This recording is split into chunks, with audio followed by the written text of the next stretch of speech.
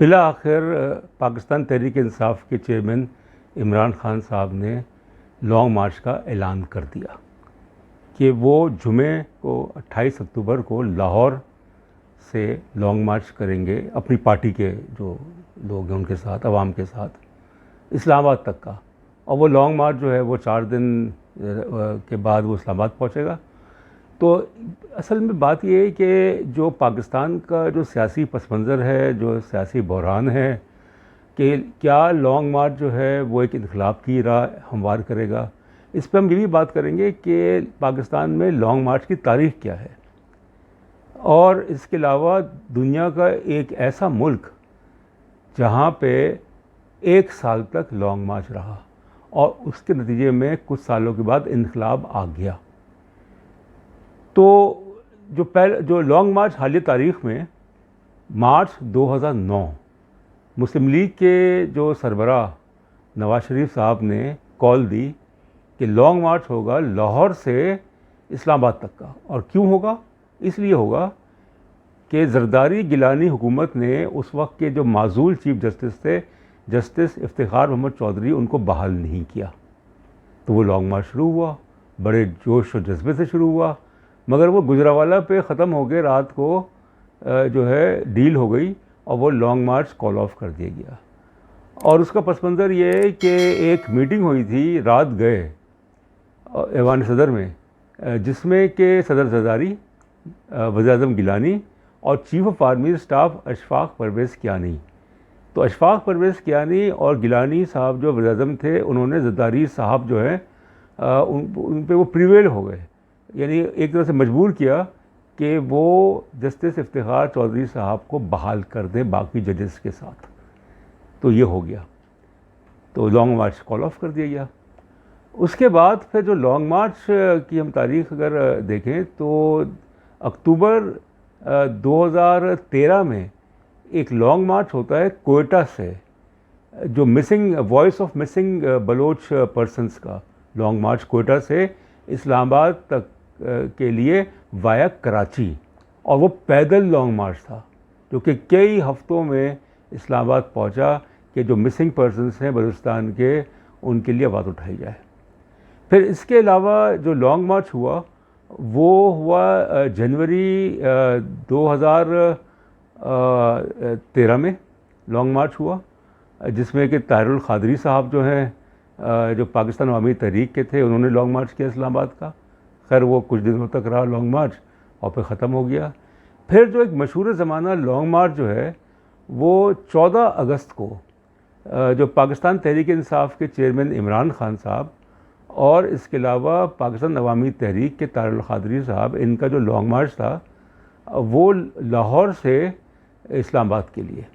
और वो लॉन्ग मार्च इस्लामाबाद पहुंचा, फिर वो धरने में तब्दील हुआ, वो अलग कहानी है। मकसद ये था कि जो धांधली हुई थी उनके नज़दीक 2013 के इंतखाबात में, वो धांधली इंतखाबात जो हैं वो दोबारा कराए जाएँ। मगर वो लॉन्ग मार्च कामयाब नहीं हुआ, धरना कामयाब नहीं हुआ। नवाज शरीफ साहब की हुकूमत जो थी उसको उसका कुछ बिगाड़ नहीं सके, हालांकि माशी नुकसान हुआ था। फिर एक और लॉन्ग मार्च होता है, ये होता है अक्टूबर 2019 में। वो मौलाना फजलुर रहमान जो JUI के सरबराह, उन्होंने कराची से इस्लामाबाद तक का लॉन्ग मार्च किया अक्टूबर 2019 में। और वो था ये PTI की गवर्नमेंट के ख़िलाफ़ कि उसको हटाया जाए। खैर ऐसा कुछ भी नहीं हुआ, तो वो लॉन्ग मार्च भी कामयाब नहीं हुआ। फिर एक लॉन्ग मार्च किया था बिलावल भुट्टो साहब जो पीपल्स पार्टी के चेयरपर्सन हैं, उन्होंने किया था फरवरी 2022 यानी इस साल, कराची से इस्लामाबाद तक का लॉन्ग मार्च किया। और अब जो लॉन्ग मार्च हो रहा है जुमे को 28 अक्टूबर को, वो लाहौर से इस्लामाबाद तक का हो रहा है। तो ये तो पाकिस्तान में लॉन्ग मार्च की तारीख़ जो, और फिर इसके अलावा बेशुमार मुजाहरे हुए हैं। जो एक इस्लामाबाद में अगर हम की बात करें तो एक पहला जो धरना दिया गया था वो दिया गया था जून 1980 में, जबकि जो शिया तंजीम थी उसने जो ज़िया-उल-हक के ज़माने में जो ज़कात और उशर का जो ऑर्डिनेंस आया था उसके ख़िलाफ़ कि वो ज़कात नहीं देंगे, वो उशर नहीं देंगे। तो वो धरना जो था वो पाकिस्तान सेक्रेटेरिएट इस्लामाबाद में जून 1980, और फिर उनके मुतालबात मान लिए गए।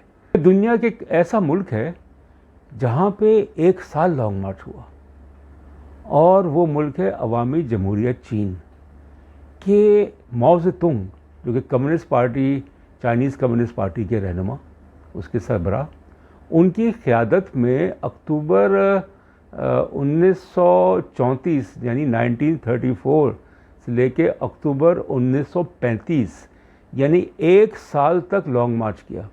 उस लॉन्ग मार्च में 1 लाख के करीब लोगों ने शिरकत की, और 7,900 माइल्स जो हैं, जो तकरीबन 9,000 किलोमीटर बनते हैं, वो कवर किया। और वो एक रिहर्सल थी। उन्होंने अवाम को तैयार किया, चीन के अवाम को तैयार किया इनकलाब के लिए, और बिलाखिर चीन में इनकलाब आ गया 1949 अक्टूबर में, यानी तकरीबन 10 साल के बाद।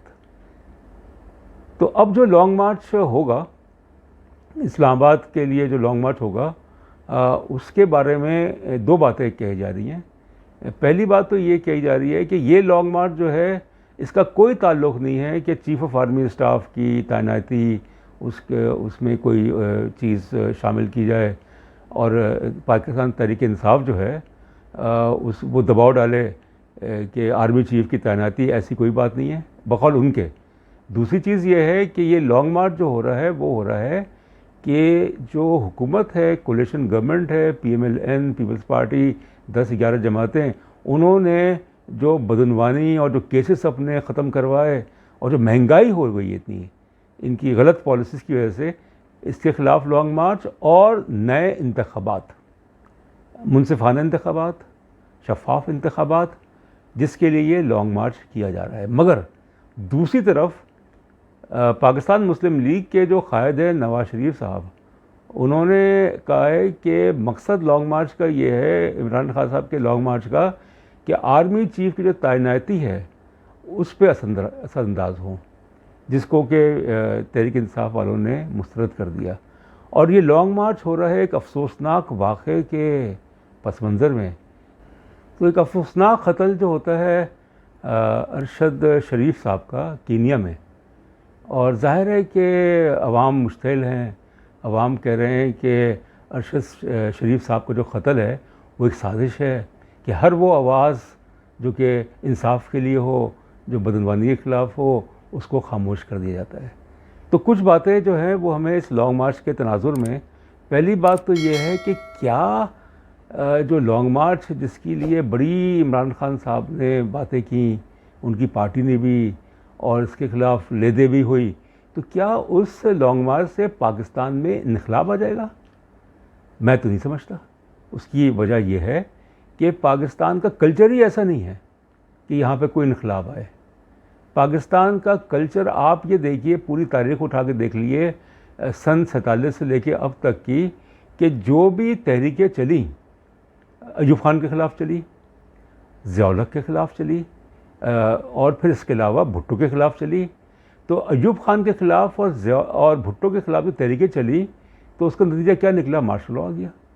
तो अब अगर ये मामला ठीक नहीं होते, अगर फ़र्ज़ करें कि ये जो लॉन्ग मार्च हो रहा है, इसकी वजह से अगर कोई नाखुशगवार कोई वाक़यात पेश आते हैं, जिसकी कि ज़ाहिर है कि इंडिकेशन दी जा रही है कि कुछ ऐसे लोग हैं, कुछ ऐसे अनासर हैं जो कोशिश करेंगे डीस्टेबलाइज़ करने की, अदम इस्तेकाम पैदा करने की, और उसके बाद क्या होगा?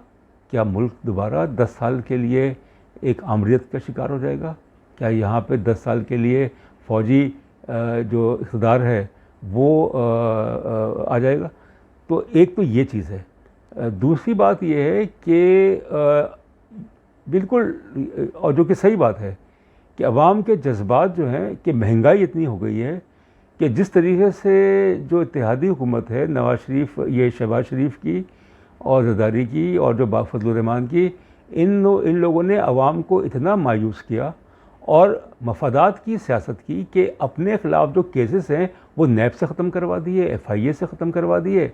तो अवाम तो ज़ाहिर तैयार हैं, मगर मैं फिर कहूँगा कि पाकिस्तान की तारीख़ ऐसी नहीं है कि यहाँ पे कुछ ऐसी तहरीकें चलें जिसकी वजह से इनकलाब आ जाए।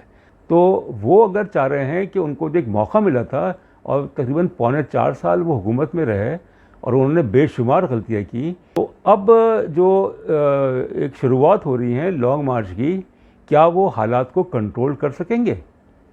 ये एक बहुत बड़ा सवाल है। क्योंकि जब नवाज़ शरीफ का लॉन्ग मार्च था 2009 वाला मार्च में, तो वो इसीलिए कॉल ऑफ किया गया कि कुछ ऐसी क़ुव्वतें थी जो कि खून खराबा करना चाहती थी इस्लामाबाद में, कि वो लॉन्ग मार्च जो इस्लामाबाद पहुँचे और वहाँ पे खून खराबा हो। तो इसीलिए फिर कुछ लोगों ने बीच में पड़ के, जो ताकतवर अनासर हैं, बीच में पड़ के उन्होंने एक सेटलमेंट कर ली और जस्टिस इफ्तिखार चौधरी साहब जो कि माजूल थे उनको बहाल कर दिया। मगर अब सूरत हाल जो है वो बिल्कुल मुख्तलिफ है। अब बात यह है कि जो हुकूमत है, PMLN की जो कोलिशन गवर्नमेंट है, उसके पास उस तरह की तो अक्सरियत है नहीं और उनके पास अब मुश्किल से 8-9 महीने रह गए हैं। तो इसलिए इससे बचना चाहिए था। तीसरी बात यह है कि इस लॉन्ग मार्च की नौबत क्यों आई? कि इमरान खान साहब अरसे से कह रहे थे कि जो बयानिया उनका था कि एक साजिश हुई है और उस साजिश में अमेरिका मुलविस था, उस साजिश में ताकतवर क़ुव्वतें मुलविस थी और मेरी हुकूमत को जो है वो ख़त्म किया गया, मेरी हुकूमत को उस साजिश के तहत ख़त्म किया गया। और वो इस बयानिए में वो कामयाब भी हो गए। काफ़ी लोगों ने उनकी बात पे यकीन कर लिया। तो अब ये जो इनिशिएटिव इन्होंने लिया है, एक रिस्क भी लिया है, बहुत बड़ा रिस्क लिया है लॉन्ग मार्च का। तो अगर इसमें ये नाकाम हो जाते हैं तो फिर इनका मुस्तकबिल क्या होगा? यानी कि इमरान खान साहब का मुस्तकबिल क्या होगा, सियासी मुस्तकबिल क्या होगा, पाकिस्तान तहरीक इंसाफ का मुस्तकबिल क्या होगा?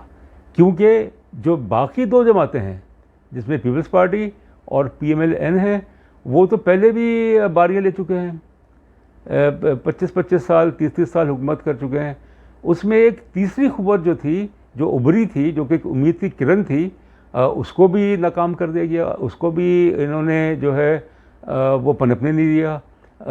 उन्होंने शुरू दिन से कोशिशें की कि हुकूमत ना चल सके। और ज़ाहिर है कि इमरान खान साहब ने कह दिया है कि लॉन्ग मार्च अगर कामयाब होता है, इंतखाबात होते हैं, मुनसिफाना इंतखाबात होते हैं, और वो तो इलेक्शन कमीशन के भी ख़िलाफ़ हैं, इलेक्शन कमिश्नर के ख़िलाफ़ हैं कि उसको हटाओ। तो उससे और फिर ये भी कहते हैं कि अगर मुझे 2/3 अक्सरियत नहीं मिली तो मैं हुकूमत नहीं लूँगा।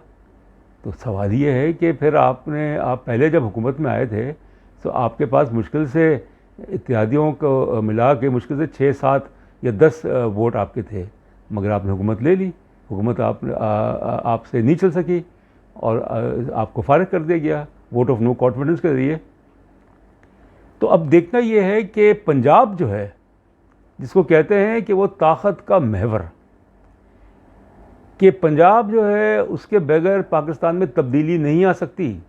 और ये लॉन्ग मार्च जो है ये पंजाब से, ये लाहौर से शुरू हो रहा है और वो वहाँ जाएगा, गुजरावाला जाएगा, वो झेलम जाएगा, सराय आलमगीर जाएगा, उसके बाद वहाँ पे पड़ाव करेगा और फिर वो रावलपिंडी पहुँचेगा, फिर इस्लामाबाद पहुँचेगा।